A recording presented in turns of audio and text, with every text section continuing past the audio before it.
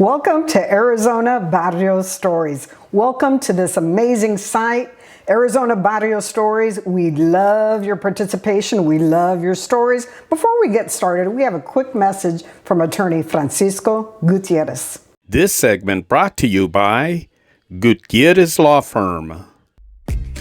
Hola mi gente, I'm attorney Francisco Gutierrez and a proud sponsor of Arizona Barrio Stories. I grew up in the Anat Barrio and I've been practicing law now since 1984.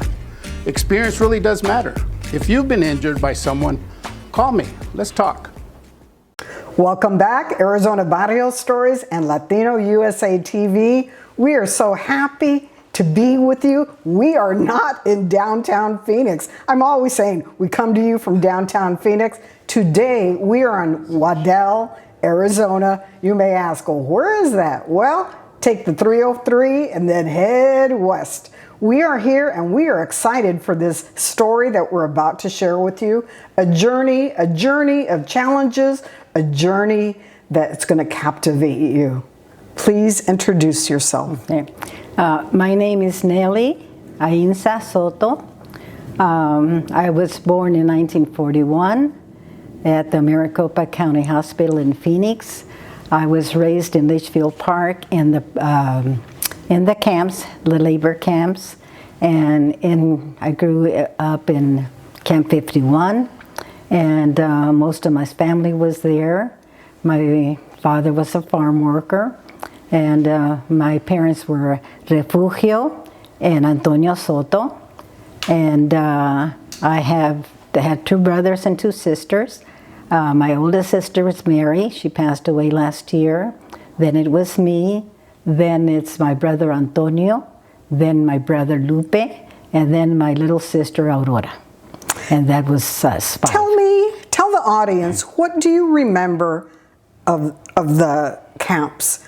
When you think about your childhood, what do you remember? What are some things that resonate with you? Yeah. Well, we were very happy because I had both of my grandparents on the sides. My grandfather and my grandmother were on this side of the street, and my Nana Pancha was on the other side, and then there was about 4 families, Sotos, so we were a whole family right there in Camp 51, and we played games together. My grandmother would tell us stories at night, kind of frightening stories. Sometimes we had to run because we were afraid, because she had some good stories anyway. And one of my cousins, there were a whole bunch of cousins there in between.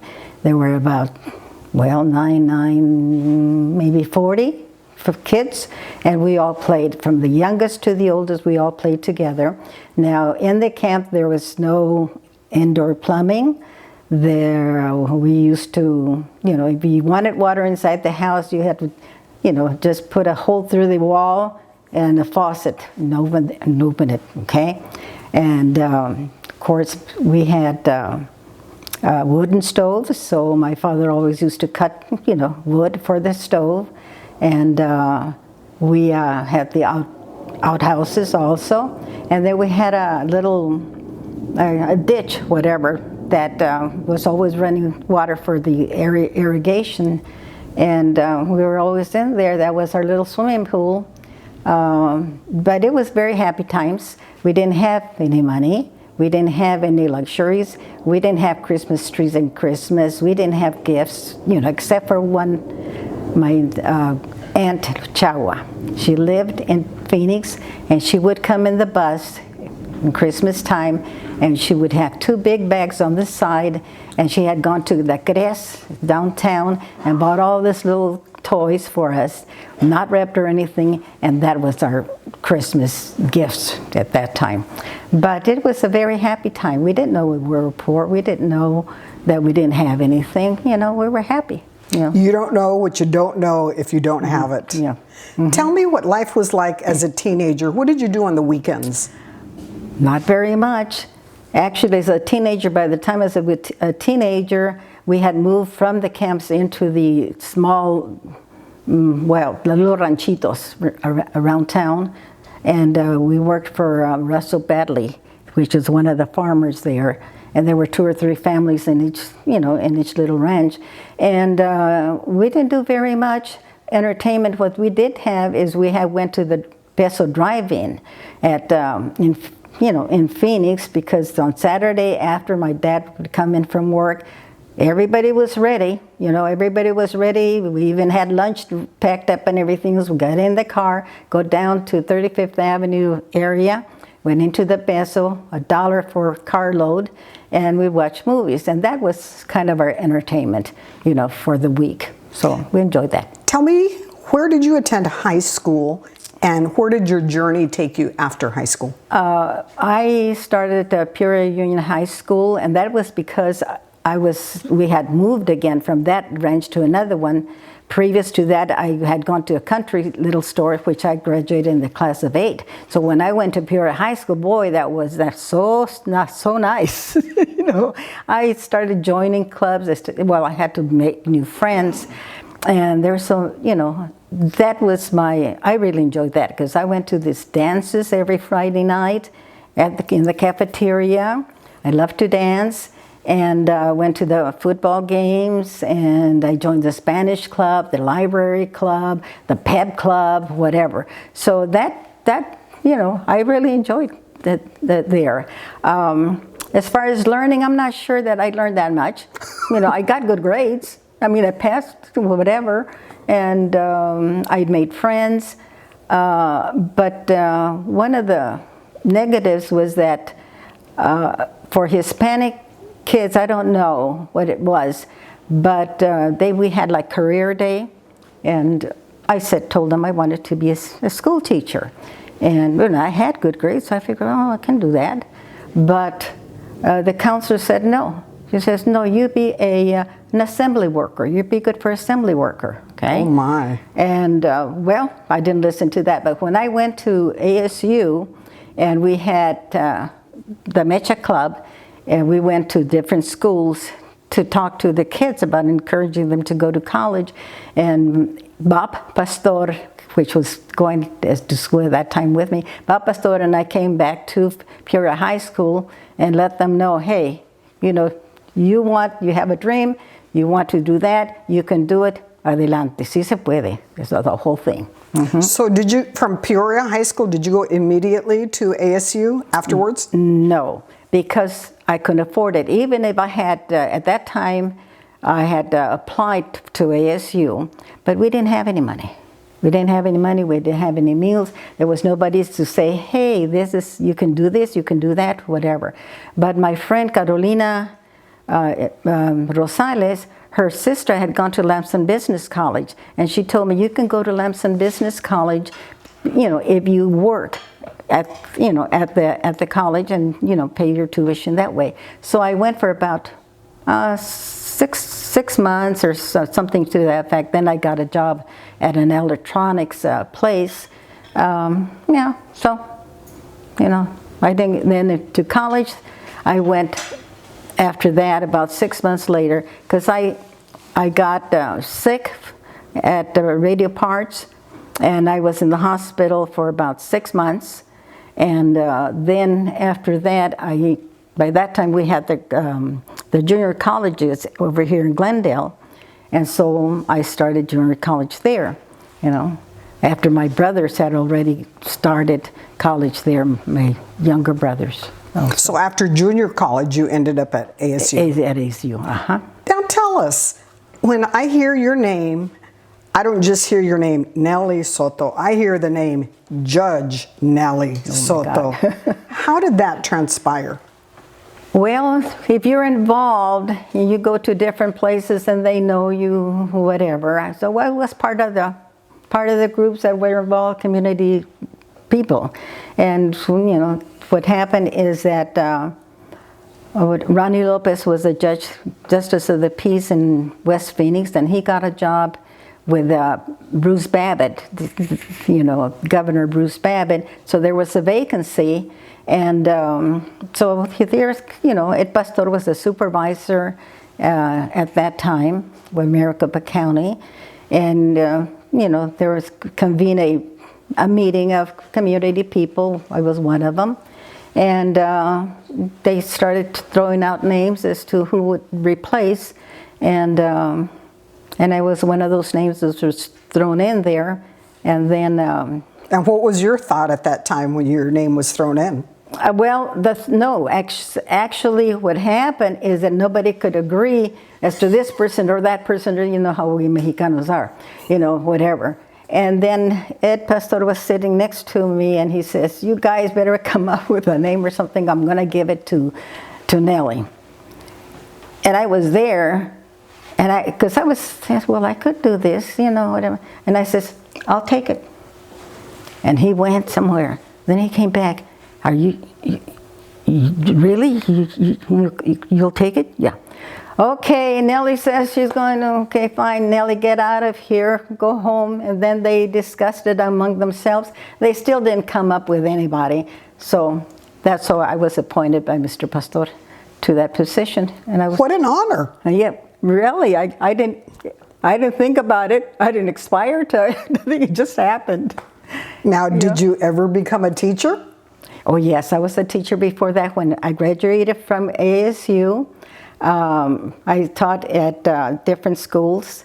I had preschool, first grade, second grade, third grade, and fourth grade, and a bilingual program also. And I really enjoyed that also. In what district?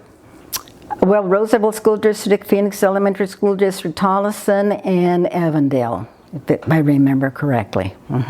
What a challenging life. I mean, being in the classroom is a challenge in itself. And then all those different grade levels, oh my gosh. Well, if you love what you're doing, you know, it's not a challenge. You just love it and you do it.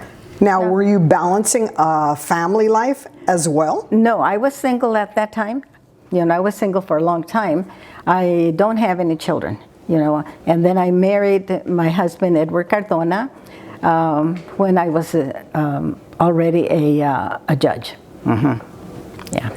When you think back, what are the consejos, what are the values your family, your parents have instilled into you? Well, they always wanted us to get a good education. That was one of the things they were not able to go to school. My dad, I think, went through the third grade. My mother, más o menos, she probably just went to the first grade, whatever. So they didn't, they wanted more for their children. So they always told us, make sure you get a good education, and respect. Respect was most there, you know, and love. I think there was, I think you learn by example versus what they tell you.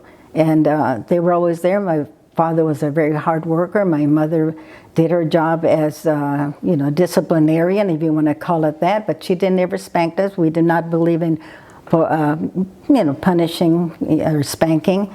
And they just kept on encouraging us. And then, you know, and whatever we wanted, we, you know, we would get.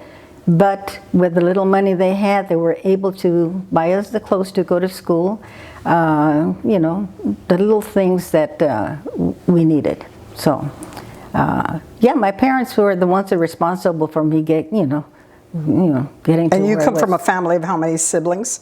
2 brothers, 2 sisters.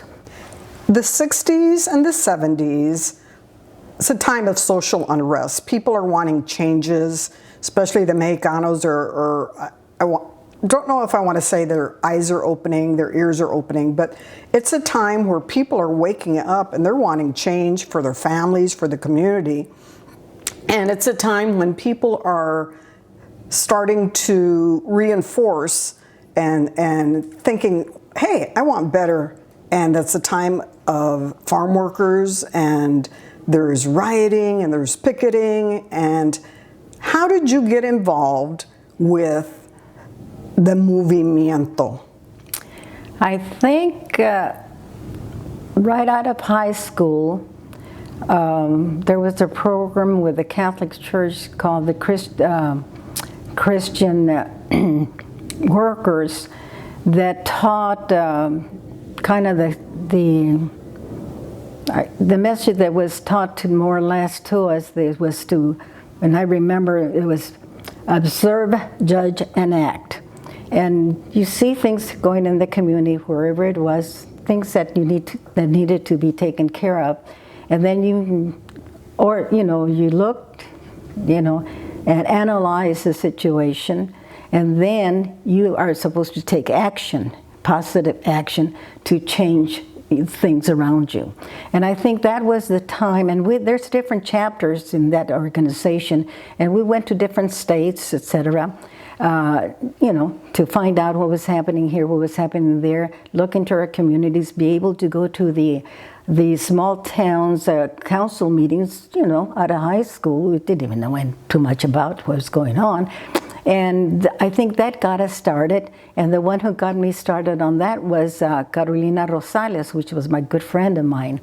And during the summertime, what we would do is go door to door to try to get the families to take their kids to daycare, to some of those programs. And Carolina even went to Chicago for 1 year, and with that program, and I think she picked up a lot of organizing skills there. And she came back after a year. And what we did is, whatever was happening in the community, we would observe, judge, and act. And that's, I guess, was my start first. And then, of course, that was a time when we started working right after high school, little jobs here, retail, etc. And that's when President Kennedy came in. And I think a lot of Mexicanos had a little hope. Hey, there's a little hope. Let's get into the political system. Let's get registered, etc. And at that time also, Juan Alvarez, Gustavo Gutierrez, the farm worker movement, etc., came in, and we got involved with that. And that was an eye-opening for everybody, because everybody was into it, pro or con, but we were there. And then we became precinct committeemen. What was that? They come and says, "You're going to be precinct committeemen." What is that? But we all became precinct committeemen people in all the different areas. We picketed for the great things. We, whatever that was needed, we were there. And I remember me and Curly and another group, we went to the union halls. We would sleep in the union halls, go out and get some signatures, had 2 meals a day because we didn't want to, for them having to pay for us. And remember that we got $5 a week for gas for our cars from the Cesar Chavez movement. But I think we did a lot of organizing, going from town to town, from door to door, and we met a lot of beautiful people, lots of beautiful people. They wanted change, they wanted to do something. I think at that point we decided, where they felt, hey, we need some power. Hey, we're worth something. Hey, let's make some changes here. And I think that was a whole movement, in that area. So whatever came that needed help, we were there. Whether it was the school board members, whether it was in the community area, whether it was the farm workers, I think that's how we started. It was a turbulent time, I think, but at the same time, I get the feeling from you, it was a good time. It was, yes, we were learning. And not only we were seeing things, but we were doing something about it, Si se puede, you can, keep on doing this, doing that. Well, we're not very much received in some of the other areas that were non-Mexicanos, but that's okay too. Now, were you privileged enough to march with Cesar Chavez? Oh my God, yeah. Well, I think that's, one thing about that was good was nobody had any extra pounds on them, because we walked all over the place. We just walked and we picket, the strikes, the boycott, you name it. We were there. And some of the people in the smaller communities really came out. This had never been involved before. You could see the farm workers, you know, they were excited.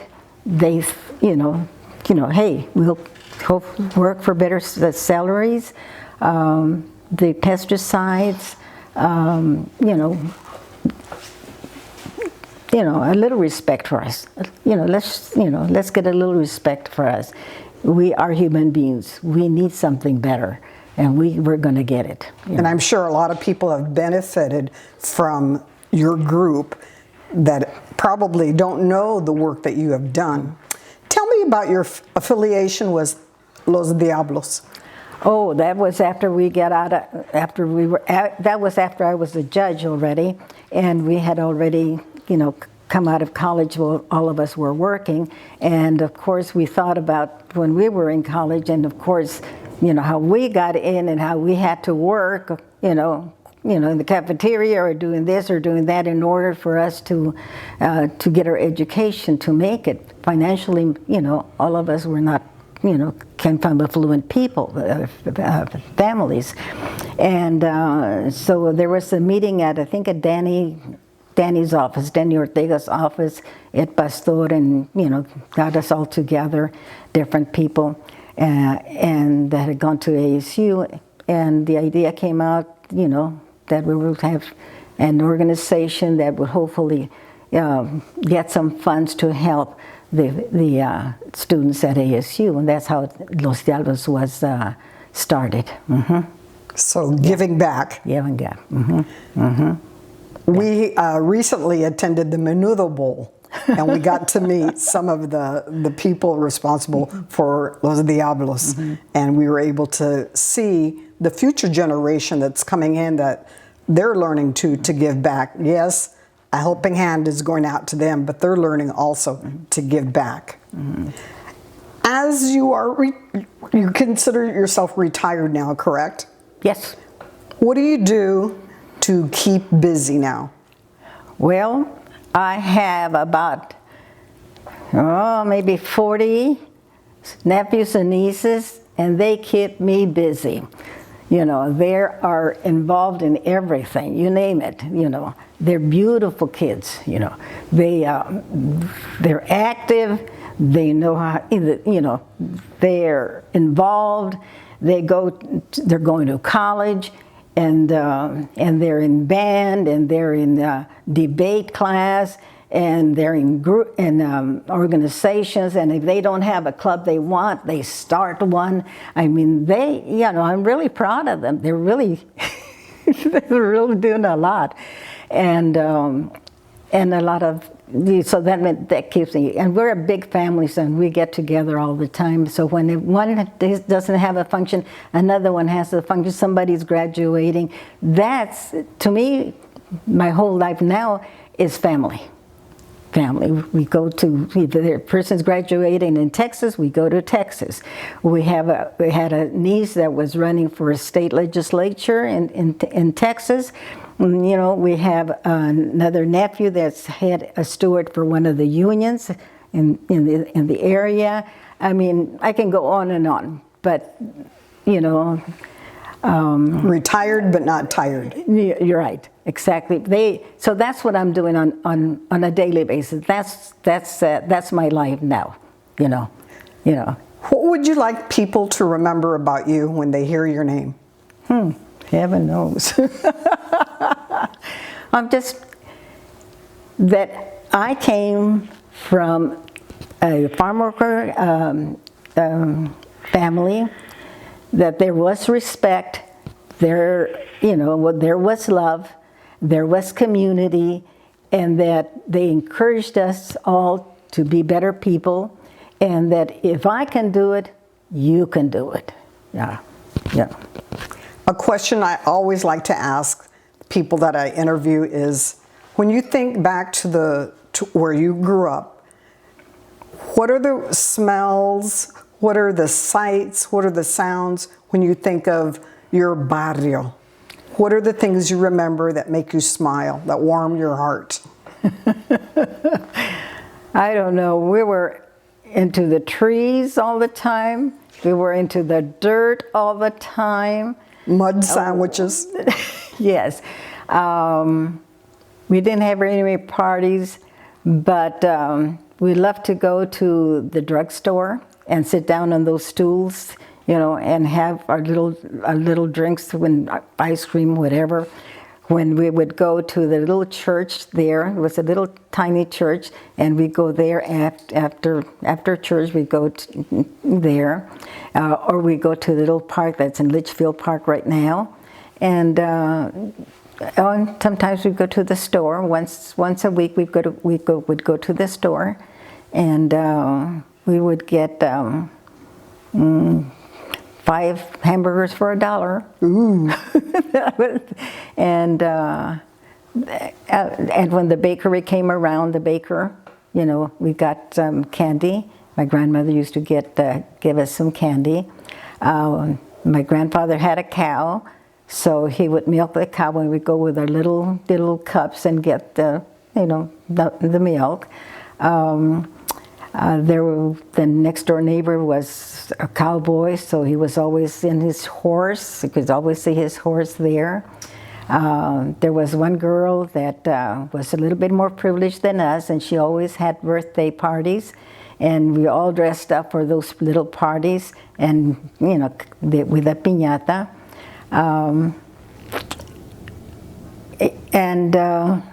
When we went to school, I didn't know any English or anything like that, so I cried all the first day I was there. But I had a teacher, Miss Ibarra, which was a baby class teacher, and she started teaching us English, whatever. Later in my days, when I became a teacher, she was my principal also. So, you know, that was interesting. And for her to be there, because she knew all the people from the campus, you know. And when we went when it was San Juan, Dia de San Juan, whatever it was, we got our hair cut, and we would go to the pompa, you know, we called it the plateada, because that was our little swimming pool, and the whole camp, we could see everybody walking over there to the plateada to get in the water, enjoy, you know, whatever. And there's some other times when there was the Dia de las Cruces, what they call Day of the Cross, and all of us will get little twigs and make little crosses, and you know, put a little bit of flowers, and then we would put them in front of each house. And next year we did the same thing over and over again. So there were some little traditions that we did, and of course for Christmas we always had menudo y tamales. That was it. Yeah. So we enjoyed that all the time. We kept close to all of my cousins. Up to today, we keep in touch, you know, and we just love each other. There was a lot of love, we were very poor, but we had a lot of love for each other, and we had Licha and Tony. They were the oldest of all the cousins, and they were very well respected till the day they died. You know, they were always there for us. You know, they just became like our second parents, and that's the way it was, and that's the way it goes as we age. You know, we take care of the rest of the kids. I want to thank you for welcoming us in your home. Thank you. This area here is nice and quiet, except for the airplanes. But thank you for visiting Arizona Barrio Stories and Latino USA TV. And maybe we'll be back soon. Oh, you're more than welcome. Appreciate you. Thank you.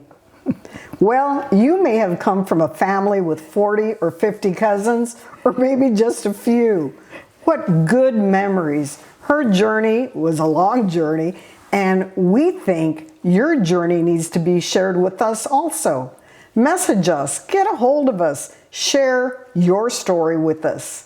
Thank you from Arizona Barrio Stories and Latino USA TV. And as always, I will see you soon.